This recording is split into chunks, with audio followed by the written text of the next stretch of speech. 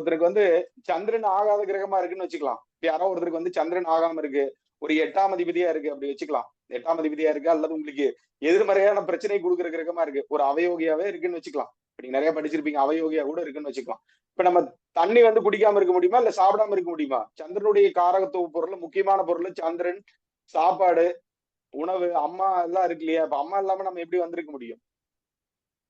முடியாது இல்லையா? ஆமாங்க சார். அந்த மாதிரி நம்ம வந்து எடுத்துக்க கூடாது அப்படிங்கறது தெரிஞ்சுக்கணும். அதனால அவர் கேக்குறாரு, சார் இந்த மாதிரி நான் பத்திரிக்காரன் சார், பத்திரை வந்து பாத்தீங்கன்னா கோழி, அதனால நான் வந்து கோழி சாப்பிடறது இல்லைங்க சார் அப்படின்னாரு. அதுக்கு இதெல்லாம் நல்லதுங்களா சார் கேக்குறாங்க.